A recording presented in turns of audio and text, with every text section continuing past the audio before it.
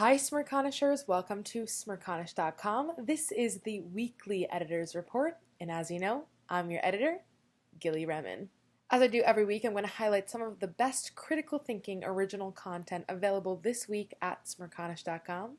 So here we go. First up, we have Michael Murray with a piece called One Party Indivisible, discussing the partisanship in American politics today and the possibility of creating a new party based off center politics where center-leaning Republicans and center-leaning Democrats come together. Then we have Thomas Koenig with a piece called Why Do We Reward Our Politicians for Indecency and Idiocy, discussing why voters vote in corruption and how voters could take back the power this election.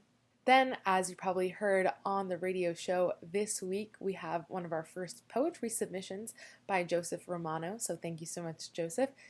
His poem is titled Educational Divide, Parental Lament, discussing the debate on whether kids should go back to school this fall and what parents and the government needs to take into account in these very unprecedented times. Then we have James Icahn with a piece called A Very British Immigration System, discussing how talent shouldn't be the only qualifier to get you paperwork as an immigrant in the United Kingdom. Then we have Danny and Andy Greenwalt, a father-son duo, discussing American baseball. Specifically, their piece called A Father and Son Debate Beloved Team's Potential Name Change discusses the Cleveland Indians and how they should change their name and have Native American representation in the room during the discussions on the name change. Then we have Mark Langer, who wrote a piece called Donald Trump is Good for America.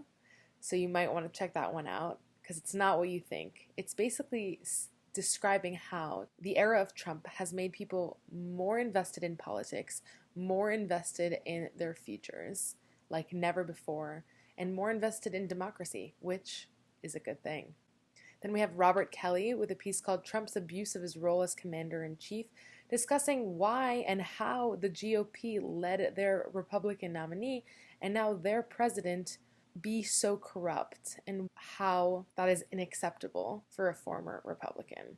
Then we have Mark Gamble with a piece called The Washington Americans, discussing the Redskins name change and why they needed to change that name a long time ago. Then we have Marie Minarick with a piece called Voting Thoughtfully, discussing why American voters need to vote in every election and educate themselves about the politicians that they are electing into office. Then we have Norman Blake, which is actually a pen name for a former professor at Johns Hopkins University. So check out his piece called Police Encounters, the Atlanta Tragedy, and What Might Have Happened, discussing how the Rayshard Brooks tragedy could have not been a tragedy and why it's important to train the police better during these types of situations. Lastly, I have a piece called National Health is a Matter of a National Security, where I detail why health, collective health, American collective health, and for that matter, any nation's collective health,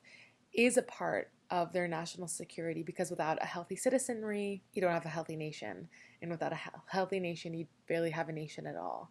You don't have any functional economics or anything. So go check that piece out. And if you have any essay ideas, please email me at editor@smirconish.com. We would love to work with you and publish your work. And as always, check out Smirconish on CNN on Saturday at 9 a.m. and every weekday from 9 to noon on SiriusXM's POTUS channel.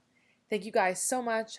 Have a great weekend, and hopefully you're having a great summer. Stay safe, stay healthy.